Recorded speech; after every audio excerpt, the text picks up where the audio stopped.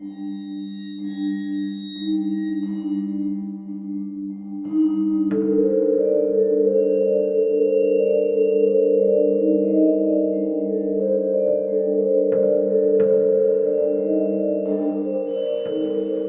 hello, and welcome to Al Dente Rigamortis. I'm Review Cultist. I'm Mikey, the stands for evil. And I'm the gamer in yellow. And we're here to discuss those internet stories, most creepy and most pasta, and be critically silly doing it. Tonight we have the Ophidian Motel.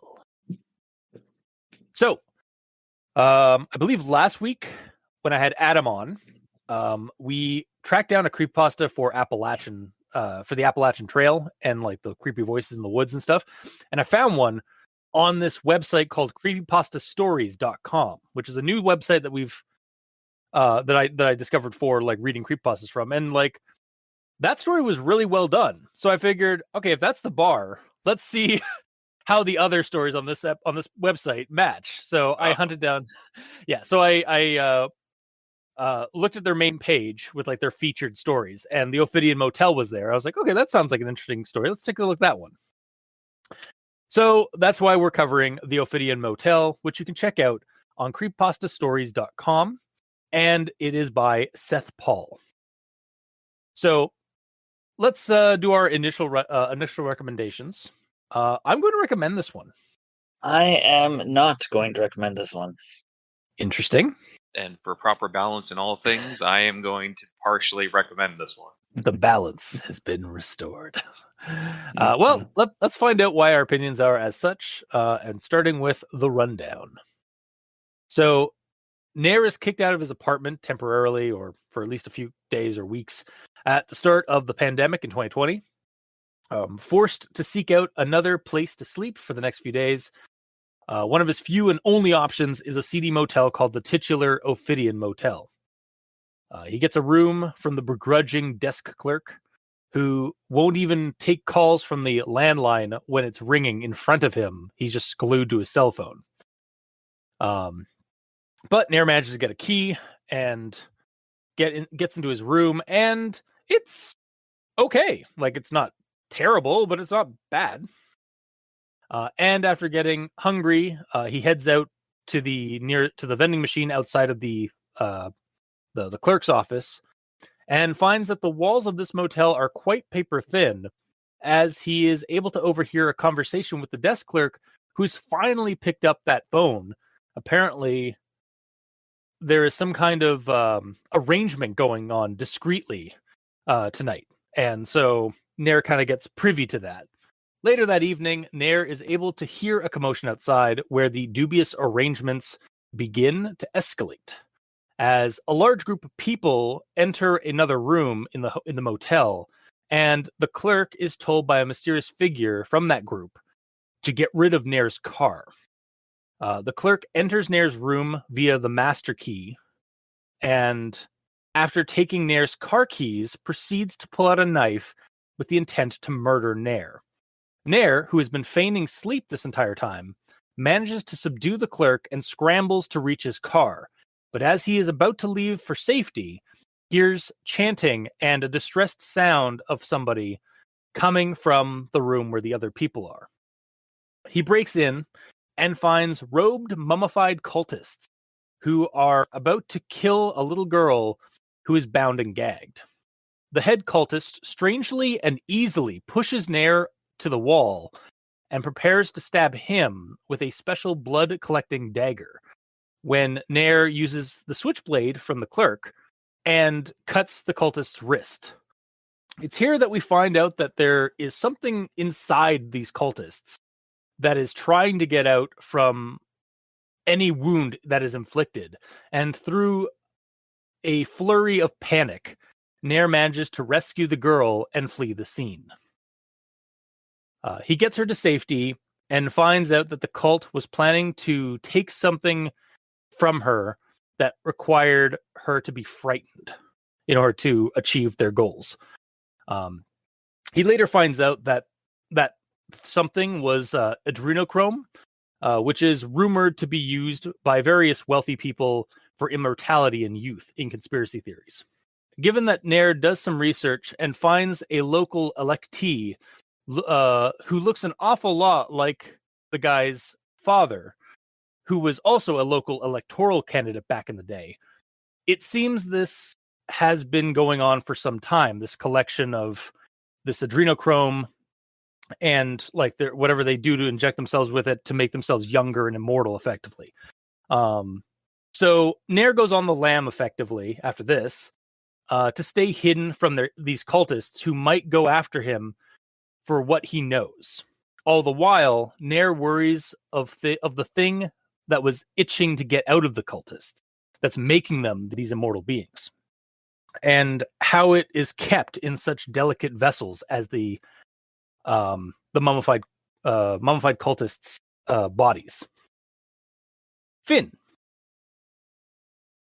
So, I suppose we'll move on to everyone tolerates the grammar inquisitions. At this point, I've got a couple, not a lot, but a few. I'll start with this one here. I went in. No, hang on. Yeah, I went in the see the front desk clerk. So I think that's supposed to be I went in to see the front desk clerk. I read right over that one. Yeah. Then the next one here. I tried to pull his hand away from my face, but as strong as he was, I could barely manage anything. Doesn't that shouldn't that mean perhaps but as strong as I was, or even with his odd strength, I could barely manage anything. Like, it just seemed odd so in the original text it's but as strong as he was, I could barely manage anything. It's like, why are you putting that but there? It probably should be with as strong as he was. Yeah. Like, I tried to pull his hand away from my face, but I could barely manage anything with how strong he was. Yeah, like reverse the some of the text. Yeah. Yeah, I would go with that. And then my next one here. Like, I tried to pull his hand away from my face, but I could barely manage anything with how strong he was. Yeah. Yeah. All right. And then my next one here. For a moment, I thought I saw something greenish gray, thick, oily, writhing, like it was going to push its way out of the arm, like tube of a toothpaste. I think that A needs to be moved, so it's like a tube of toothpaste. Yeah. And then my last one.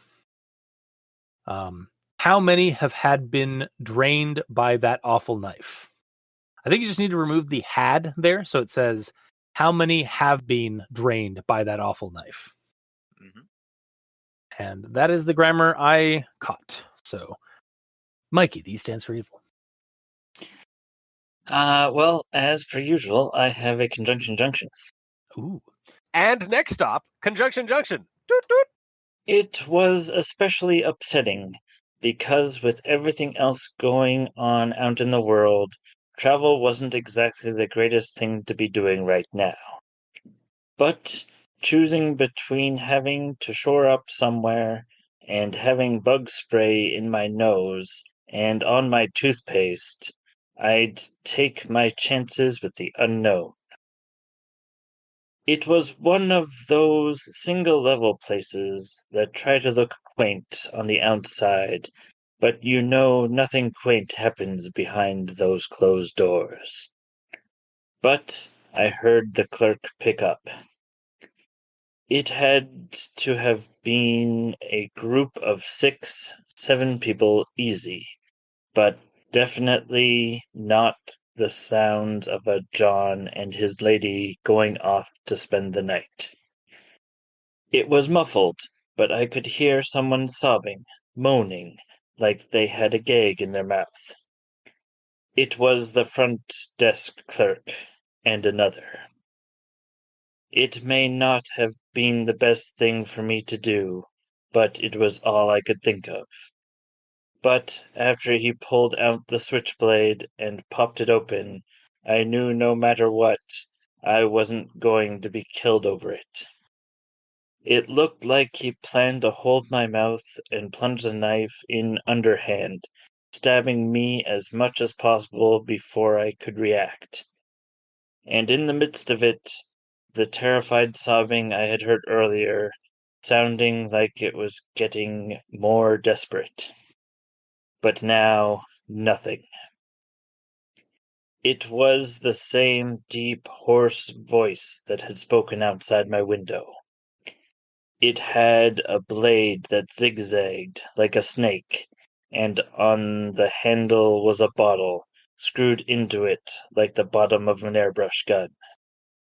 But where you'd expect to see bone, blood, anything at all, there was just a void.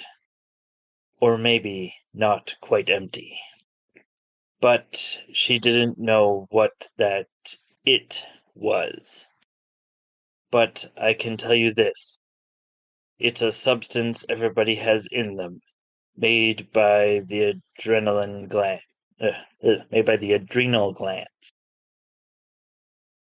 It's out there if you want to buy it, but rumors say that there are certain people that get off on the high it produces, that it can extend life, and the only way to produce the best is to induce fear, and the best fear comes from younger people. But I haven't gotten to the best part. And he just put out a video. But I still think the most horrible thing is what tried to escape from that wrist that night. Finn. Wow. It changed a little bit. Yeah, it does change a little bit. It kind of makes it like the pharmaceutical company that is behind all this a little bit with the like, it's out there, it's in all of us. You can get it, you can get it, but it will give you It's a like an crazy high. ad almost. Yeah, and then like he was hearing the moaning and stuff of that, and then like, but he was like about to be like knifed, and then it's like, but then there was nothing because I died. Way that I read it was like, Yeah. when it first described like the group of people showing up, it was Yeah. previously just talking about the desk clerk. So Yeah. it's like the desk clerk was there, and then it said it picked up 7 or 8 people or something like that. So the desk clerk was like literally carrying 7 or 8 people into the motel. At Yeah. which point, then he and someone else were like tied and gagged in there. Yeah, yeah. Very confusing. It was very confusing. Mm-hmm. But I mean, that does happen when you take out of context sentences. Mm-hmm. So. Which is what Mikey does with these. He grabs all the sentences that start with words that they probably shouldn't, like its, ends, or buts, because there's always better words to use, and Indeed. strings them together into a story, which sometimes has hilarious results. Mm-hmm.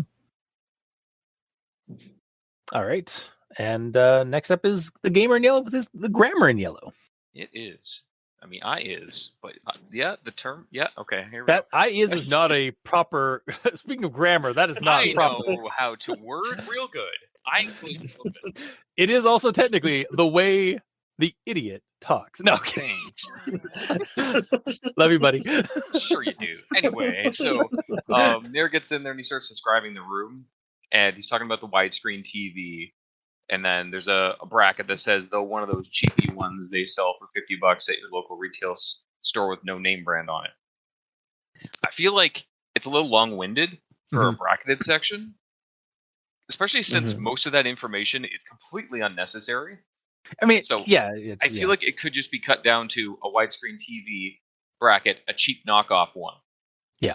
Or remove the brackets entirely and just say a no-name widescreen TV. So you know it's just a crummy TV. It's not like it's a high-end one. Yeah. Because like that entire huge bracket is just a way to describe cheap. Yeah. You know? Basically. Yeah. It's overdoing it. And then my next one is in regards to formatting of 3 paragraphs. And just I would set up the paragraphs differently, in my opinion. It's the paragraphs that start with "I didn't expect much from the room" and the 2 following paragraphs. But without sitting down and reading all 3 paragraphs, I'll summarize them. Yeah. So the paragraphs what they basically say is paragraph 1 is describing the room. Paragraph 2 is describing the room and also watching TV and going outside. And then paragraph 3 is describing the sound through the thin walls. The way that I would shift the paragraphs around would be like this, putting the 3 paragraphs into 2 as well. Paragraph 1, keep all of the initial room description he noticed when he first saw the place. So it would start with, I didn't expect much from the room, and end at, not even space for a closet, which is in the second paragraph. And then the second paragraph here would start with, would be basically the description of the next several minutes of time, like him watching TV, going outside here through the walls and stuff. So it would start with, I tossed what clothes I had, and it would end with, would be a nice way of putting it. Yeah. So condense the 3 paragraphs into 2. Yeah, but mainly the big thing is keeping them focused. So paragraph 1 is all talking about describing the room. And then when he stops describing the room and he goes and does something else, you jump to a new paragraph. Which is what you do. Yes. Yeah. But is not what was done in the story. No. This next part is when Nair is overhearing the clerk on the phone. And he says, hello? Yeah, sorry, I couldn't answer earlier. Taking a reservation. No, wait, I know, but trust me, you'll be fine. Look, you know me. I wouldn't let it bother you. It's just one guy. It'll be fine. Okay, see you in a bit. That's the quote. Yeah. Personally, I'd put a lot of ellipses in there when the clerk stops talking and is listening to the responses. Otherwise, it just sounds like he said all that with no breaks. Yeah, Tommy Wiseau dialogue. Yeah. He's like reading his lines without waiting for the other person to say anything. You know what it is? It's when Tommy Wiseau walks into that flower shop. Yeah, exactly. It's that dialogue. Yeah, no, I agree. Like, it definitely could use some ellipses to show that there's somebody else talking that we're not getting. Yeah.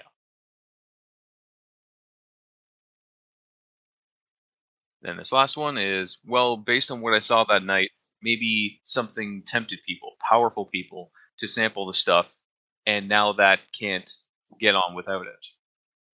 I would personally, I'd switch that to they, so it'd be, and now they can't get on without it. Yeah, I let that one go, but I was like, the last couple of times, like the first couple of times I read it, I was like, I don't know. I was very sus about that sentence, but I let it go. So, yeah. It's fine. I caught it. Yep. But that is the end of my grammar in yellow. All right. Then I suppose we'll move on to actual thoughts. Yeah, I'm going to start with this sentence here. I think it was actually mentioned earlier with Mikey's conjunction junction. It was especially upsetting because with everything else going on in the world, travel wasn't exactly the greatest thing to be doing right now. So this might be a bit of a nitpick, but it's clearly talking about, like, this story clearly takes place during the start of the pandemic. Yeah.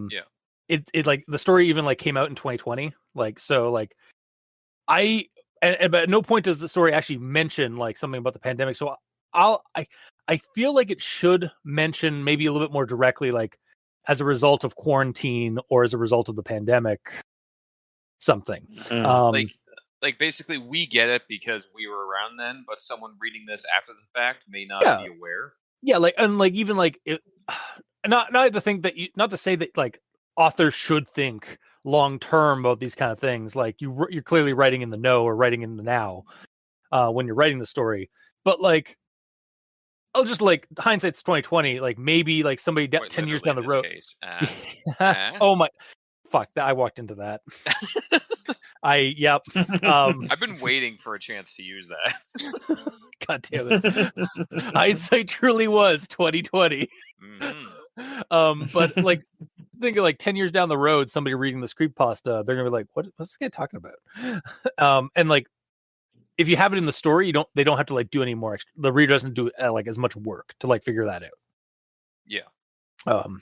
Also, I gotta say, I do like that this it seems to take place early on in 2020, like during that quarantining phase, because that is a time of a lot of mundane horror, with landlords in fact being really shitty people publicly, and the whole quarantine situation, like it was like we all lived through that. Like it was damn near post-apocalyptic, or at least way more dystopian than we were all comfortable with. Right? There was like almost no toilet paper. I know, like the TP apocalypse was upon us. Yeah. People were buying bidets. Were they? Yeah, no, legitimately, like bidet, like people, like the internet was a flush, with with like instructions to DIY bidet. Wow. That's amazing. Yeah. Day sales went through the fucking roof. Yeah. But in seriousness, like the whole like I remember like my family were all like huddled together in our one house. We had stockpiled alcohol and food. Like you led with alcohol. Yeah, well, but like on Fridays, like businesses were collapsing, restaurants, like this is more serious. Businesses were collapsing, restaurants were trying to adapt faster than faster than their landlords, and like property owners were like dropping down bills. And like I remember like every Friday my family would send me out like a fucking like post-apocalyptic survival settlement scout to go get like our dinner, like our Friday like kind of like pep dinner. Like we would go out and we'd order takeout from a local restaurant. You basically had to go out hunting. Yeah, but like we'd order on like on Friday, like because it was like to kind of like raise our spirits, and we'd go out, and I would go out and drive to the like the place because they were all doing that like pick it up and then you can and like wear a mask, put disinfectant on, stuff like that. Mm-hmm. And yeah, like driving, it was just like the road. There was nobody on the roads. It was like everything was very quiet, everything was very still, and it was like very eerie for those first couple of months. Yeah. But Doomsday Preppers were like super happy. Yeah, for the first couple of months, and then they were getting itchy. Yeah. Yeah, so like to have a story like this creepypasta that like is in that time period, it like kind of sets the mood, I think, a little bit more too. And it also gives us a little bit more of an economic horror because like again, like it's a shitty situation this guy's been dealt, like or like getting their landlord kicking their entire like all their tenants out because he's afraid of of quarantine and such. Like that was happening back then too. So yeah, it adds a little bit more of a real world element to the story. And then we're thrown into with some more like kind of conspiracy theory, like fictitious horror. So that's all I really kind of wanted to say about that. It was just like, yeah, this I kind of like how like the story was able to like set a mood by simply putting it in a certain time frame. Mm-hmm. And next thing I have here, the Ophidian Motel was the only place I could go that was open, and by the looks of it, not too many people were interested in taking them up on their offer. I'm just gonna Google what Ophidian means. Of relating to or resembling snakes. Merriam-Webster Dictionary. Okay, that kind of checks out and tracks for theme.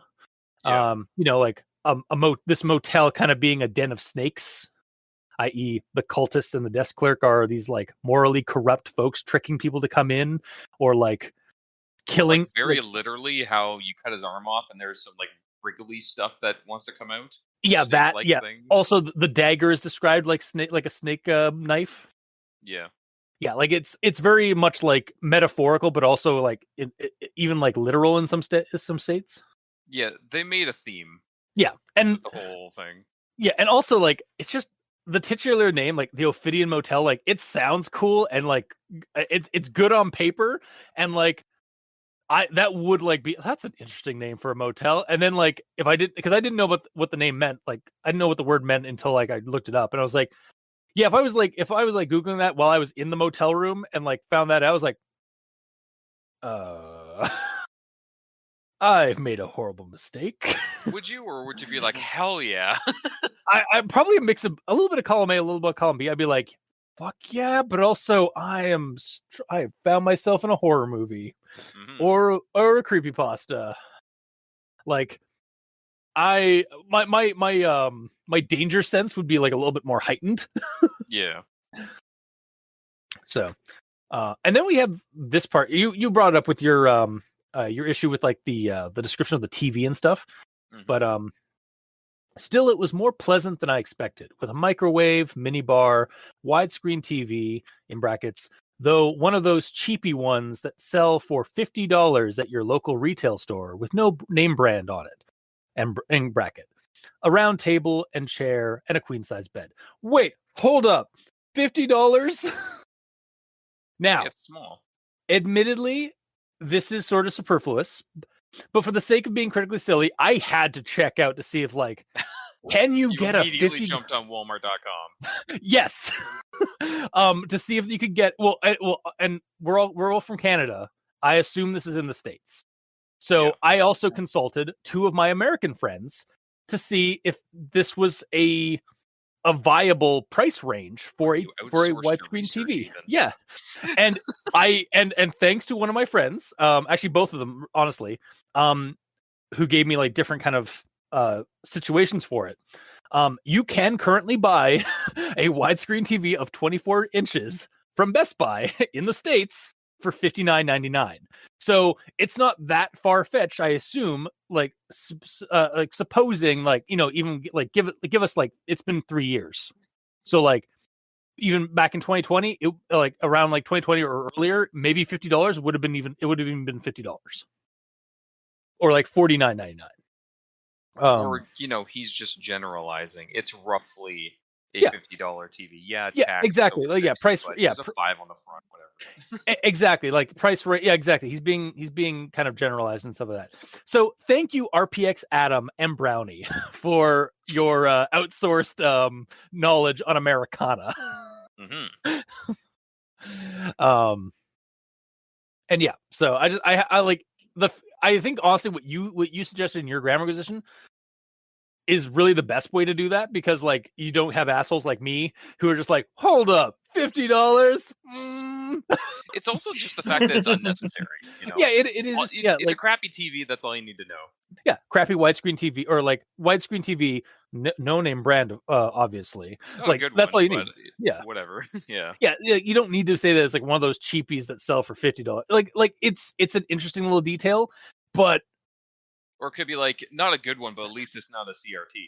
It's not tube TV. Yeah, exactly. Like that would have been fine too. Like I again, this is like kind of just superfluous. Like I'm really nitpicky here. It's just like the use of actual like sell for $50. Like it threw me off. So I was like, if you put in a stat, it's got to be accurate, and people will look it up. Yeah. Now I'm just having post-traumatic stress syndrome from picture this. All the stats. All of them. But I digress. I'll move on. Okay. The one who came toward me placed his hand over my mouth and, with very little effort, pushed me up against the wall. The hand holding me was gray, wrinkled, almost mummified, but strong enough that I could feel my jaw ready to crack against the pressure. If he had squeezed any harder, it would have broken for certain. I think this might be grammar position. And I apologize if this sounds like it is. I think it should have mentioned that the robed figure moved incredibly fast, or like some kind of like inhuman speed, because like Nair just like lets that grab happen. Yeah, I have a note on that. Okay, so I'm not the only one who's like, that seems like it's like the one who came toward me placed his hand like when I hear like placed his hand on my mouth, it's just like just gently and slowly placed on my mouth, and it's like pushed against the wall. Like, yeah, he just like calmly walked up to him and went like a shh on his face as he like leaned him seductively against the wall. Yeah, exactly. Like how it seemed. It is a CD Motel. Yeah, gets a little bit more eyes wide shut, or like the cultist is like, what's your safe word? But yeah, no, I think it definitely should, like, the intent here is obviously supposed to be like that it grabbed him and like pushed him to the wall like inhumanly. Like it's got to be faster than what it's not saying. Yeah. So, and then my next one here. His wrist severed completely from his arm and fell to the floor. He looked down at it with his yellow, rheumy eyes, more surprised than anything. But where you expected to see bone, blood, anything at all, there was just a void. Underneath the gray, wrinkly skin was an empty shell, or maybe not quite empty. And then it kind of goes into like the squirming like matter that's kind of trying to get out and such. And then so like I really liked this description, like because it definitely reveals this like unearthly or like eldritch thing masquerading as something humanoid, or like just something inside of this cultist that's like gifting him the life, or the gifting him the gift or curse of like unholy immortality or unholy life. I'm actually for some reason the description of it's like this like weird kind of grayish like grayish like green like liquid or something. And the void aspect kind of reminded me of a show called Shadow Raiders or War Planets in America, where this planet-eating planet called the Beast Planet, when it eats various worlds, it sometimes makes copies of them, like a lure for other people or like explorers or inhabitants to like come back to if they've escaped the planet when before the beast planet, because the beast planet wants to eat everything on the planet, including any escapees. So in one of the episodes, it makes a copy of one of the planets that it ate previously to try and lure back the majority of the inhabitants that escaped the planet before it was devoured. But the planet, the decoy, like this lure decoy planet, and even some of the inhabitants that were devoured as well on the planet at the time get made into these copies, and like under the surface, there is this material. It's not just like magma or like fire or like, like the molten core of a planet, or like even for the person, it's not just like flesh and bone underneath the body or within the body. It's this material that the beast planet is made of and uses itself. It's like a dark matter / antimatter kind of material called null matter. And it kind of looks very like gelatinous and like goopy and stuff like that. And so I was kind of reminded by that from the description of this creature like lurking inside of these people. So that's fair. Yep. Yeah. And anything that reminds you of, I think your favorite. It is 100% my favorite favorite like cartoon or CGI animated show, or honestly, it's my favorite sci-fi show from growing up. Yeah, it's basically what turned you into what you are now. Yeah, and I don't know if what turned me into like what I am today, because it checked off a bunch of boxes for me as a kid. Like, I love Star Wars. It's set in a kind of sci-fi Star Wars-y fight thing where like aliens are fighting each other.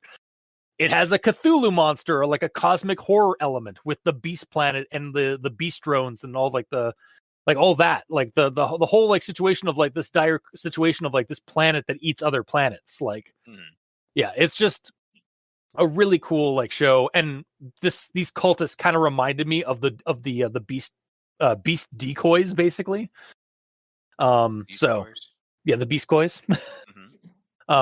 So I gave it props to that. Also, they just kind of remind me of like Call of Cthulhu or Delta Green cultists that you have to deal with sometimes. Like, there's a cult in Delta Green called the Disciples of the Worm, who are people who have been able to like achieve a sense of immortality by allowing this parasitic worm-like creature into their stomach, that secretes a substance that gives them like immortality, but they are in constant pain and they need to constantly feed these things like blood and stuff like that. Yeah. Basically turns them into a vampire. Yeah. And there's also like some other like it's just a really cool concept of like these of a cultist or a cult group that's like attacking you. Is like this basically like mummy cultists are always a fun like concept. So, but I'll move on to the next thing I have here. The others reached for me, but I slashed out with the knife, and I saw a finger fall here, a hand there. And the ones so injured also grabbed their arms, fighting to control something that wanted out. And it just gets cooler from here. That's my comment on it. It's just like what I think is going on here. Like for me, like it's clear that like this is at the time of like reading the story. This is what my comment is like. So these like liches or mummified cultists are only immortal as long as they keep the thing inside of them that gives them their longevity. Again, see that idea I just said of the Delta Green cultists, the disciples of the worm. But like it wants to get out, and like again, so it is needs it a symbiotic relationship then if it wants out? No, it's clear. I think almost like they trapped it. Yeah, I'd say it's almost like a parasite. I think it's not parasitic either because it would be wanting to stay in there. I think it is parasitic. It's just a reverse parasitic relationship because like the parasite is not the worm, but the person that it is. Yeah, that it's keeping contained. It's sort of like a lamprey kind of situation, which I guess is also actually that's more of a form of symbiosis. But the shark doesn't like in this case, like I feel like the shark is the thing inside the cultists, and the cultists are actually the lampreys. So I guess that is a symbiotic relationship. It's just like this one's a forced symbiotic relationship. Yeah, because they are it's non-consensual. Yeah, and they are placating it with like this chemical or this compound that they're deriving from blood. So, speaking of that, let's go into this next thing here. I've learned a few things since that night. First, I found out what it was: adrenochrome. It's a substance everybody has in them, made by the adrenal glands. It's out there. If you want to buy it, it's out there. If you want to buy, it's out there if you want to buy it. But rumors say that there are certain people that get off on the high it produces, that it can extend life, and the only way to produce the best is to induce fear. And the best fear comes from younger people. So I looked this up as well, and it turns out this is an actual chemical compound that exists in our bodies. And there's a bunch of conspiracy theories surrounding it that are basically fit the bill of this creepypasta, like of like the rich and wealthy and celebrities like having secret satanic societies devoted to like collecting this substance from people to stay younger and immortal. Like it's been going on like these conspiracy theories have been spawning around since like for like the last like 50 or so years. And actually it seems like either they are it actually kind of derives from it's either derives from or this story was an inspiration for was the Hunter S. Thompson's book Fear and Loathing in Las Vegas, which is also a movie, has a movie adaptation that deals with the same kind of like conspiracy theories. It seems like either like the story and the movie were inspired by this thing, but also they are kind of progenitors or like proponents of it because they've kept it rolling. These conspiracy theories that like people like in the far right and some of that have about like the reptile people that run the show and like the secret societies of like Hollywood that are kidnapping people and like siphoning their blood for the adrenochrome. Yeah. Basically like the rich are eating us or like kind of like that kind of conspiracy theory situation. So it does seem, and it's reading this story. I was like, after, and then reading like those articles on Wikipedia and other websites, I was like, wow, yeah, no, this story is, as far as I can tell, it is heavily inspired by by those exact conspiracy theories.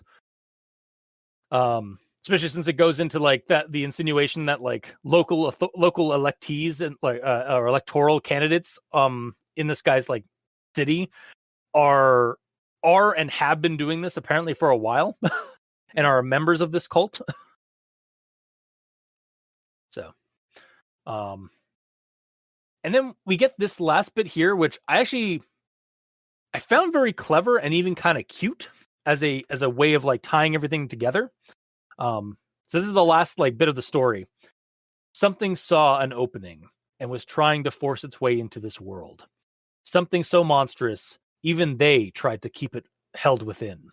Something held back, protected, by only a paper thin surface.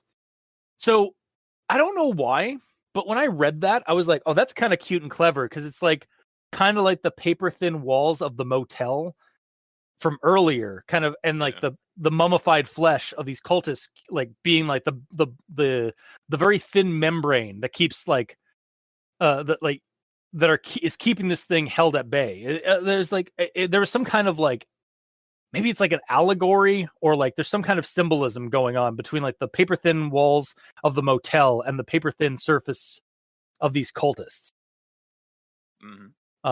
Like keeping this, like the motel like is paper thin, like keeping these dark secrets within, but like not able to get out necessarily. And then also like these cultists are trying to keep these things inside their like frail paper thin bodies. So like I thought, I for some reason when I read that, I was like, that's kind of clever, even a little cute story. So, but yeah, that's my actual thoughts. So I am curious as to why Mikey didn't like it, or is not recommending the story. So, all right. So my first actual thought is when I read the the conversation between the staff member and Nair. Yeah. So it goes, 2 nights, please. He looked up at me and then at his phone. You should probably be home. This stuff affects the older population way worse than the rest of us. Dick, I'm not that old, and even if I was, he didn't need to be talking that way. Not the time. 2 nights, please. So, as mentioned earlier by Cultist, it would have been nice at the beginning of the story to say it happens during the pandemic, or a pandemic, because this line fits. But because I didn't get that, I assumed that this stuff was a reference to the apartment being sprayed for bugs. Oh, Which I was like, why does the clerk know about the bug spray? Well, it does say in the first paragraph, it was especially upsetting because with everything else going on in the world, travel isn't exactly the greatest thing to be doing right now. yeah. Yeah, but it doesn't flat out say that the reason for that. But the next sentence says chances were he was even lying about it, that he just wanted the building to himself so he didn't catch anything. Yeah, well, right? Like I only bring this up because to me it was very clear. Well, to me it wasn't clear at all. It could be clear for sure, because it's only clear to me because like we've been through it. Like we talked about this before. It should straight up say it. You are both absolutely right in that. Yeah, although I do think your take, like, I'm a little surprised, but like, I think this might be partially on you. But silly here, or like, are you not catch it? Did you legit not catch that it was during the pandemic? Well, yeah. Okay, no, that's fine. Sorry. I just assumed that there was a bunch of bugs going around, and like people's houses were being sprayed, which is why the hotels were full, because during the pandemic the hotels weren't full at all because people stayed home. Yeah, but there were hotels that were closing and they were like making it so that they did like basically like half the hotels, like they were like closing like half the hotels like spaces to like avoid like quarantine, like to accommodate quarantine. I don't think it was straight up meaning that all the hotels were full of people. It's that the hotels were closed down and not in use, or in such reduced use that you could not find a hotel because they're either shut down or reduced so much that the few people that need them are already using them. Yeah. Like I do agree. Like it does need to, like, I think it should have stated that like it was the pandemic, just like kind of give us like some more clarity on that. But I also think that you definitely missed the mark. Well, yeah, you missed. Yeah, well, the problem is that this stuff isn't defined. Yeah. Like that's the real problem. Like the staffer at the motel says, you should probably be home. This stuff affects the older population way worse than the rest of us. And there's no explanation of what this stuff is. To counter a little bit, he does say, "Do you want some disinfectant?" Yeah, there's so many It's also references there, to it. dude. Like, here's the thing: this references it so much without actually saying it. That's the thing. If it said it once early on, it'd be good. Yeah, Yeah. yeah. That's really what it needed. Like it does. It just needed like mention of like of quarantine or the pandemic, like something. Just straight up say early on when it's saying like, especially upsetting with COVID going on and everything. Yeah. Like just straight up drop it. Yeah. Yeah. Okay. All right. So my next actual thought is me being critically silly. Okay. Because Nair gets partially stabbed by the zigzag dagger. Yep. And then after that, there's no mention of the dagger. So I just visualized it still stuck in him during the entire rest of it. Just like the tip is sticking in and it's like flopping around as he's running around. It's like, oh god, this really fucking hurts. And I think part of the reason why I visualized it that way is because when he's being held against the wall and with one hand and being stabbed with the zigzag knife with the other, all we get is I clicked the switchblade and sliced his wrist. Which wrist? The one holding him against the wall or the one holding the dagger? Yeah, that's true. I mean, does it matter? Regardless, if he slashed either wrist, he would have let him go. Yeah, but the thing is, that's the opportune time for him to, when he grabs his wrist, he drops the dagger, or the dagger fell with the hand, like something to tell us what happened. Him, is what you're saying. What? No. Like it's a D&D situation. He wants to make sure to loot him before he moves on. I think actually what might have been a really cool like way to describe this is like it's like we both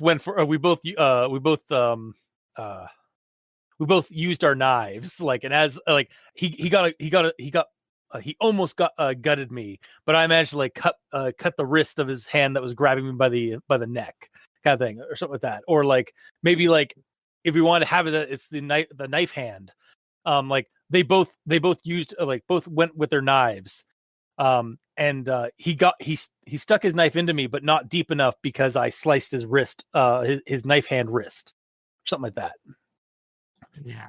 It could, again, there could be a little more clarity on like which wrist, but I kind of got that it was his the one that was like holding his face. Yeah, but that's sort of what I got too. But also, it's the opportune time to mention that he dropped the dagger when he went to stop the goo from coming out of his hand or his wrist. It doesn't really matter if he dropped it or not. Even if he slashed the one that was holding his face and he was holding on to the wiggly dagger in his stomach. If he slashed his other hand and it made him recoil back because he had to mend to that hand, he would have dropped the knife at that point to hold his hand closed. Like, regardless, he'd be disarmed, but... Yeah. But it doesn't say, and I want that clarity. Okay, fair enough. Yeah. All right. So... I think we know who the Disney princess is this week.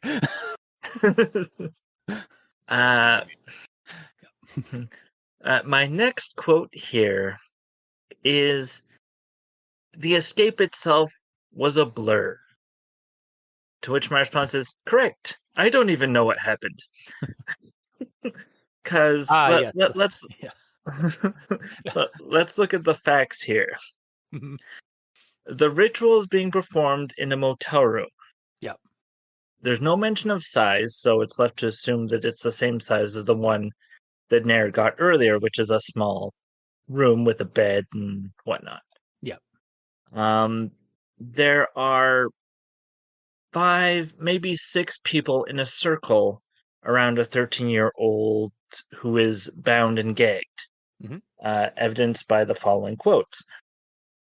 It had to have been a group of 6, 7 people easy, but definitely not the sounds of a John or his lady going off to spend the night. And inside were a group of figures, all in black robes. One stood and moved toward me, and in the middle of the circle I saw a young girl, maybe 12 or 13, bound, gagged, nearly naked, and absolutely terrified.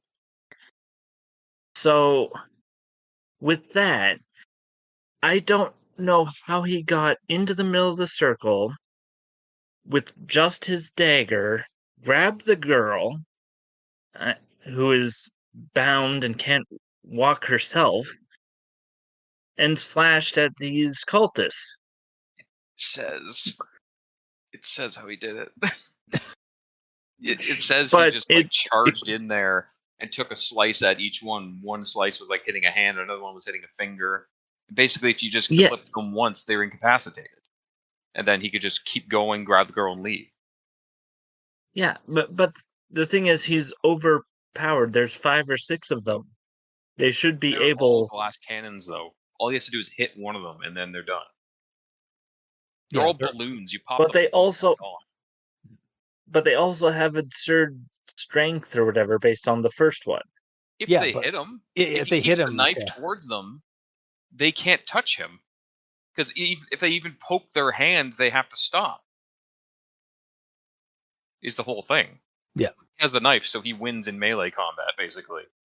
Unless they all like attack him at once, at which point some of them can get him from behind. But they also Yeah. might be so scared to not get pricked at this point because it's such a big deal.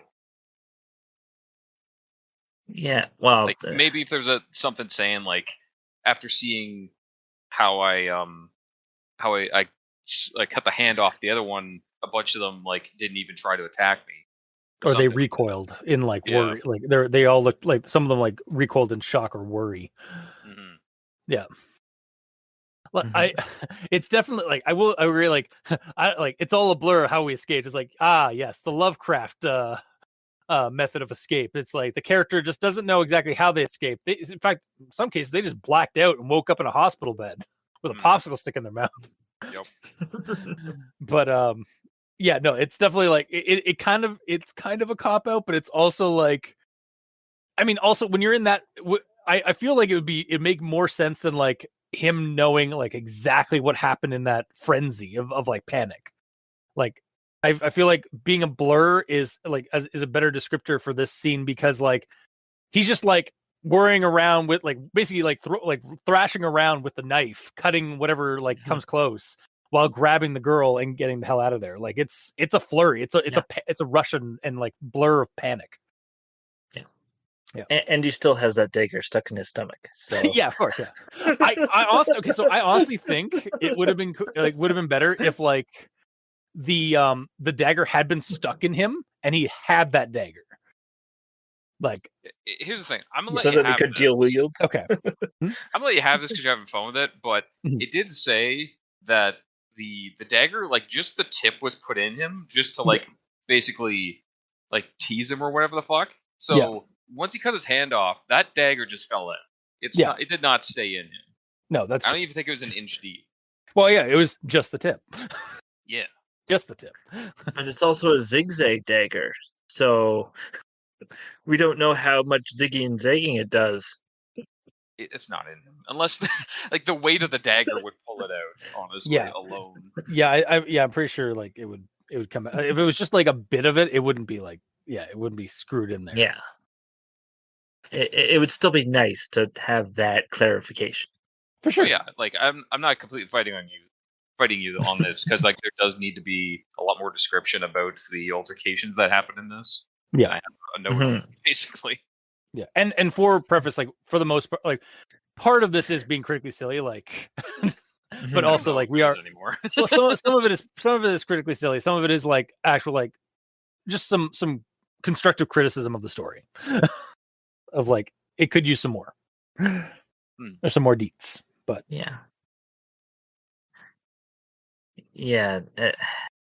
And then my next actual thought is that the monster is like toothpaste. Yeah, because and the quote that we had earlier, for a moment I thought I saw something greenish gray, thick, oily, writhing, like it was going to push its way out of the arm like tube of a toothpaste. So I just thought that visual was kind of neat. But at the same time, it's like, well, shouldn't there be something being squeezed out of the hand that fell? Yes. Yeah, it could be that, or maybe like it's described once, and then it's meant to imply that all further wounds look like this. So it doesn't have to describe it the exact. It doesn't have to copy paste it every single time an attack happens. Yeah. Also, well, well, it's just that the hand is more apt to be a toothpaste bottle. Because they're also like weird mummified things, and so to me, the way I saw it, they're all paper mache filled with goop. Yeah, basically. Regardless of what you're cutting, that's gonna happen. I just realized what this goop is. What was that? It's the gray green version of the stuff. Oh my god, it is. The stuff. Like it even like kind of acts the same way. Like it's it like turns people into like it hollows out people until they're just their skin. Yeah.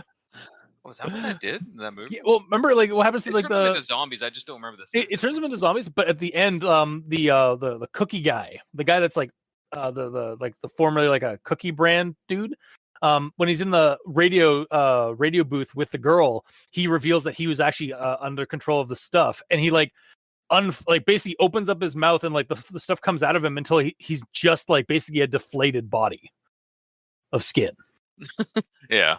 I remember the visuals of that movie were pretty grossly awesome. Yeah.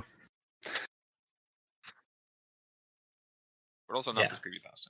No, but it is a similar kind of thing potentially inside of these people. Yeah. So that's the end of my actual thoughts. All right. Gamer. It is indeed my turn. So first off, I want to have a note here, or I do have a note here, to bring up the website itself. Yeah. Because I know, Cultist, you've seen this website before and all that, so you may have talked about it or whatever, but I just want to talk about it a little bit. Sure. Because I don't recall being on the site before, and this is the first time. This is fresh for us, yeah. Like I like last week, me and Adam were on it, but I had such a good time with that, such a good experience last time that I was like, let's dive back into this this website.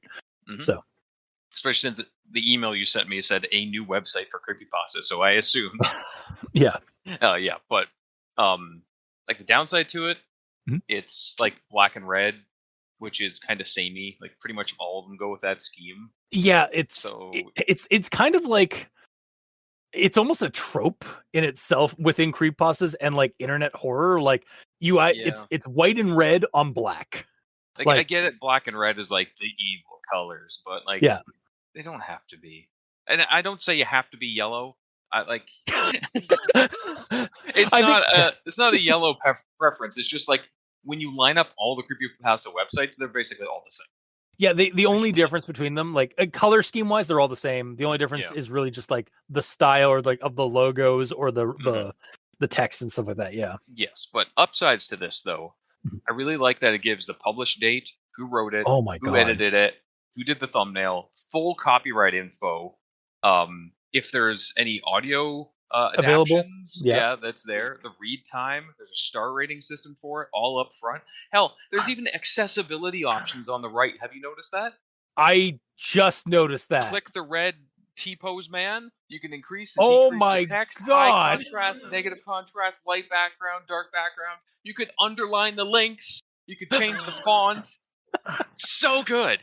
Also, they don't just credit the author and like whoever edit and it's actually one guy, I think, because I think Craig Groshek is actually like the owner of the website, or at least the owner of the company that owns the website. Okay. They also fucking credit thumbnail art when it's Yeah. brought in. It's like it's like There's it's so much effort good. put into this website, and I love it. Yeah. Also, I just like I clicked on like again like the top one today right now. We've actually covered it, so it's actually like there are creepypastas on here from the wiki that have like the author has gone and like posted onto this site. Oh, okay. Yeah, so like Faye Hollow, which was by Shadow Swimmer 77 or Mike Landry as they are on the notes. But yeah, so like that's like it's like there are actually it's not just like new stuff; it is like older stuff, but this is a lot more reliable in terms of like when we're trying to find like who wrote the stuff. Yeah. Like, this is probably, like, visually and functionally the best creepypasta website, I dare say. That we've encountered. Yeah. It's pretty cute. Yeah. I wish all of them did the same due diligence that this one does. Mm-hmm. But I shall move on. Okay.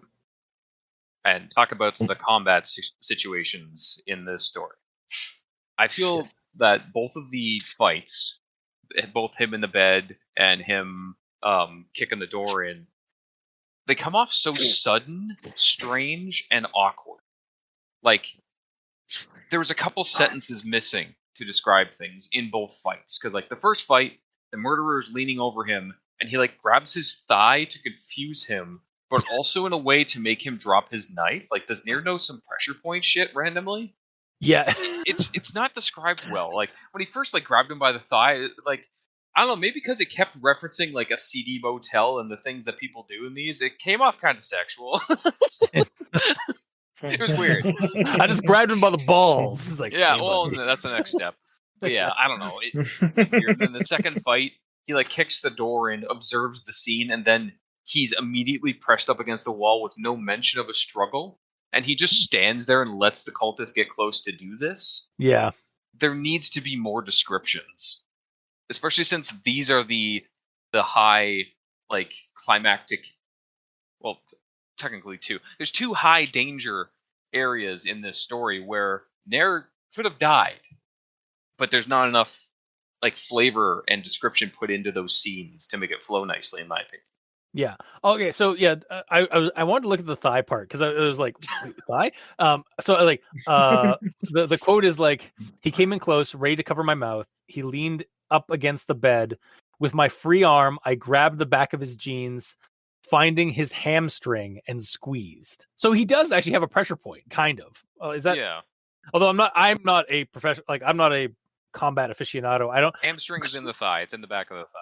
Okay, so is squeezing that actually like a pressure point, or like is that? I don't know, man. I don't know, man. Like, yeah, but yeah, like that He is. said he specifically targeted his. He did a called shot on his. Yeah. On an unarmed attack to his hamstring. Yeah. It was weird. Which would, I guess, like it would have surprised the guy if the guy's like already nervous as it is, and like ah! Yeah, yeah, doing something surprising like that works, but like, yeah. So it even says like making him like drop the knife and everything, like completely disarm him was. I don't know.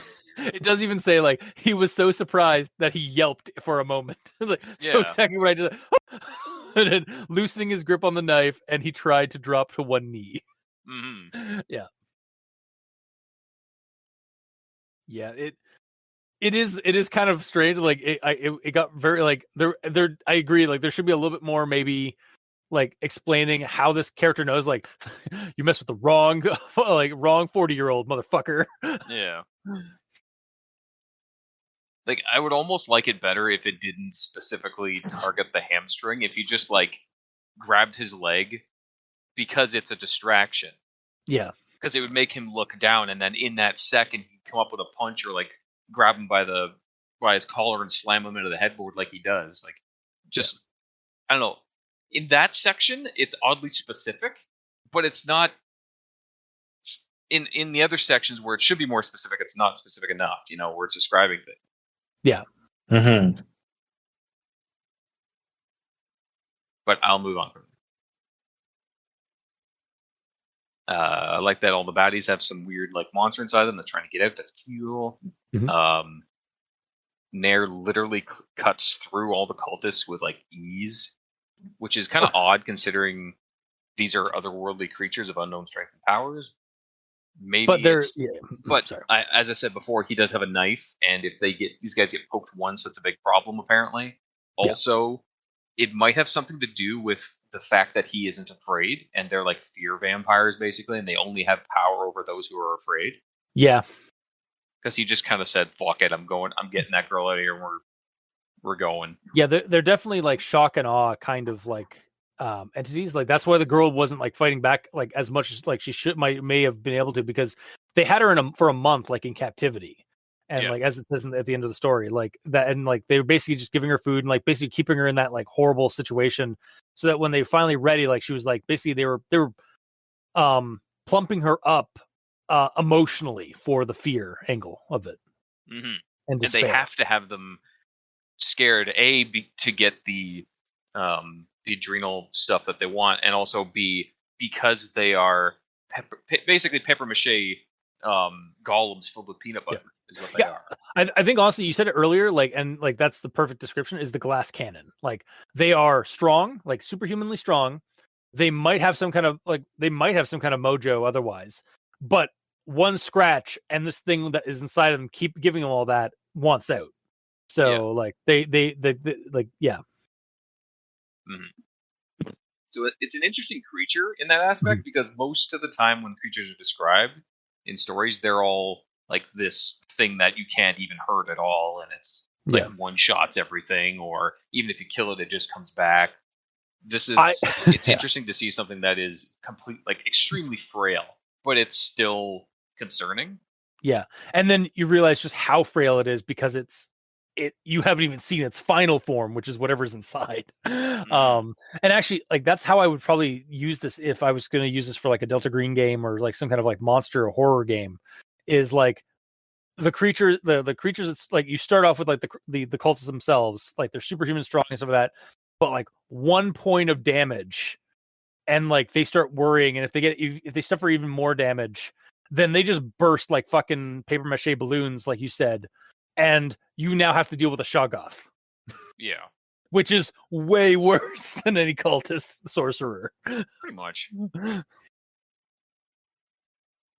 So the only winning move is not to play, basically. Yeah. It's that demotivator poster of like an investigator pointing the gun at his head as like the eldritch tentacles are coming at him. It's like Call of Cthulhu. The only winning move is not to play. Yeah, it's pretty accurate. Yeah. Yeah, I should move on. Okay. My last note is just basically in regards to Nair finding out about what the cultists are doing. Mm-hmm. How like they're addicts to adrenochrome and like they're extracting it through fear. How does he come across these facts? Dude, no, honestly, it's easier than you think. It's in the Wikipedia entry for this stuff. Like for adrenochrome. Like no, that's not my question. Okay. How does he know for certain that these mummified creatures we're doing this to this girl to get adrenochrome out of her? And how do they know that they're like extracting it through fear and? Well, no, he talked to the girl. That for a fact. He talked to the girl and like got some details. Like they wanted it out of it from her, but she didn't know what it was, but she had to be afraid for it or something like that. Like she tells him that. Okay. Yeah, that they wanted something out of her. How did he find out what that something is for fact? He did research and found a bunch of the conspiracy theories of like So it's not fact; it's an assumption. Yeah, but that's what he's going on. Like he's in a world where he just encountered a bunch of like cultists that were doing the thing that the conspiracy theories like we're saying we're talking about. It's like, I'm sorry, when you come into contact with something that a conspiracy theory was speculating and then you find proof of that, I think that conspiracy theory becomes conspiracy fact. Okay, but they also had like a bloodletting dagger, so it could have just been a weird blood ritual. Yeah. Like, he didn't see anything that was fact to this whole adrenochrome thing. If he wants to say that I did some research and I think this is what they were doing this for, fine. But he says it like he knows it for fact. Meanwhile, he doesn't. No, he's an unreliable narrator. Like he's partially an unreliable narrator because like we just have to take him at his word, what he thinks is true. And like that's just the way his character is. Mm-hmm. So like, yeah. I just wish there was something in there basically saying that I think this is why. Okay. Because that is enough for me, but it's stated too factual. All right, fair enough. That's all. Unless he like joined their coven under and like figured out what they did and then got out. Like if he did that, fine, it's fact. He witnessed it, he heard them say it, fine, but there's no fact otherwise. Yeah, fair. I will say like it would have maybe even like if they had found like he grabbed a book on the way out. Like grabbed their grimoire. Yeah. Or the girl had the grimoire, or like had like some pages from like a book that she had like on her person or something like that. Maybe. Yeah. There's ways to do it, but none of them. Yeah. Okay. But that was the end of my notes. All right. Then I suppose we'll move on to final thoughts. So I like the situation of the story and the setup, like for when it comes to like a fictitious thing. Obviously, the conspiracy theories are all hokey and bullshit, but they're great for horror movie and horror story fodder. The monster, the cultists are really cool, and their operation, like for this horror story, like really work. And it kind of has a grounded angle in that a grounded, like a level of grounded, like kind of immersion in a way, because it definitely seems loosely based off all these conspiracy theories about like the rich and wealthy, like doing these sacrifices and stuff like that. And also like it's set in a time that is also like an economically horrific time period for us. And like we can all like even if we can't relate directly to what this guy was going through, like getting kicked out of his apartment, we can still relate to him like indirectly. Yeah, like it's a shitty deal he's been handed. And then it just gets worse when we add the supernatural and like the conspiratorial elements of it. Not gonna lie, I could straight up use this for game fodder for like Night's Black Agents, where your people hunting down your agents hunting down vampire conspiracies. Like these cultists could easily just be vampires. Like they're already kind of are. Yeah. I could just like modify it so that the vampirism is like they're cultists they have some organism inside of them that needs to be placated.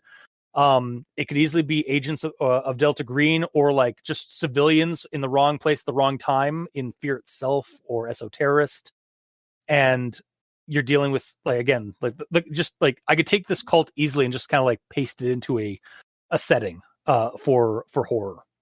Mm-hmm. So that's why I recommend this. Like the stories, for me, it was very enjoyable, and it was just really it's really good fodder. It got my brain working for like, oh, like I could easily use this for a as the seed of a Call of Cthulhu game or a horror scenario. So yeah, really liked it.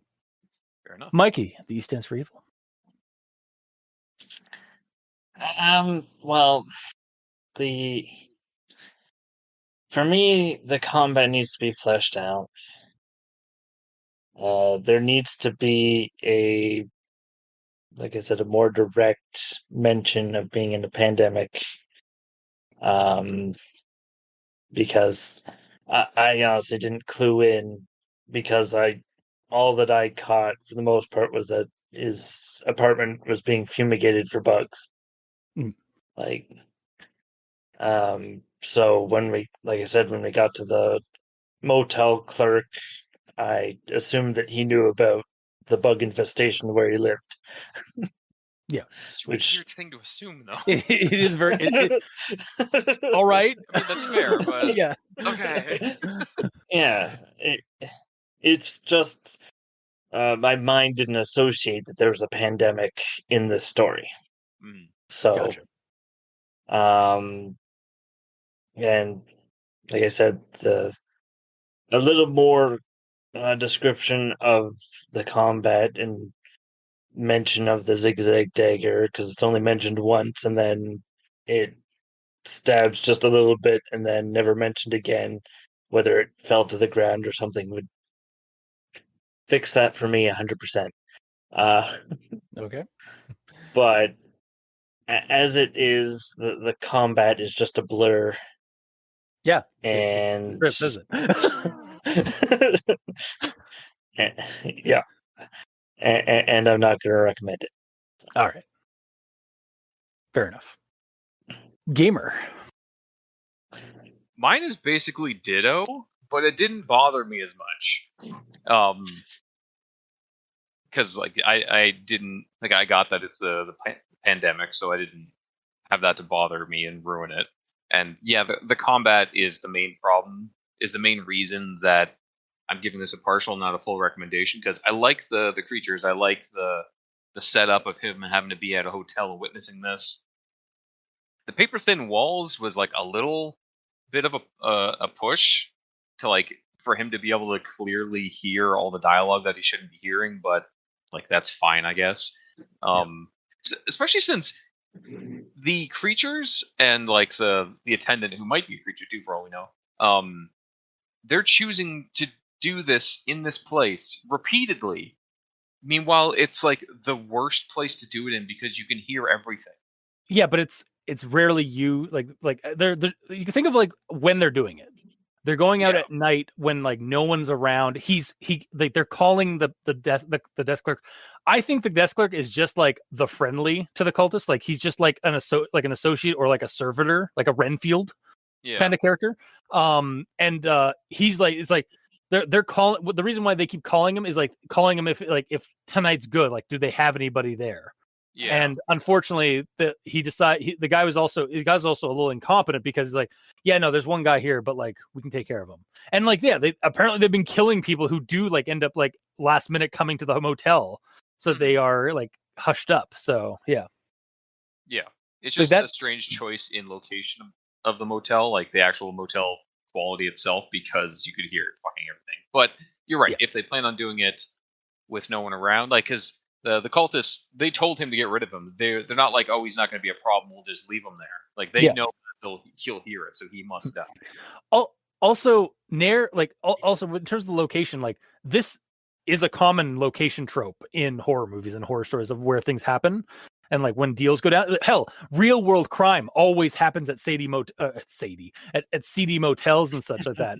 Like drug deals and stuff like that. And like again, like the Johns and their women of the night are always at shady motels. Nair even says in the story, the usual traffic is like dead around this area. Yeah. Like it's not until he leaves, like it's like another couple of roads down where he actually like finds like steady traffic. So like this is an out of the way motel that he finds. Mm-hmm. Yeah. So in hindsight, that part doesn't bug me. But as I was saying, the story went pretty well. I liked it. It's just the main thing is just the combat was not described well, and it made it strange, and so much so that it bumped my recommendation down to a partial. All right, that's fair. Good. It puts you in the good headspace to feel for Nair and all that, and Nair doesn't seem like a Gary Stu or nothing. Like he's not like he is going in there just helping them, but that's not because he is fucking amazing. It's because they are fucking weak. Yeah, it's because they're glass cans. Also, I never at once felt like he was like, it's like he's like bursting through the door and like in a panic, like grabbing the girl and like thrashing and stuff. It always like to me in my mind's eye, it's like very awkward and like. Yeah, he's like, not doing it coolly at all. Yeah, no, it's really like not cool. The door swinging on the chain probably like hit him in the shins.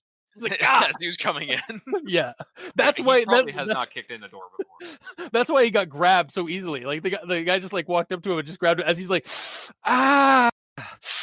Yeah. I kind of wish he took a couple of kicks to get the door in. Yeah, doing it one shot was a little weird. It was a little odd, yeah.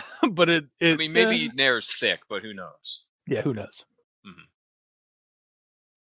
I do actually. I will agree. I do think. I don't know if it. I can't remember if it actually says anything about his like how he's like able to like fake out his attempted murder by like it's like I grabbed the hamstring and then like he is like luckily my Air Force train or like my military training kicked in.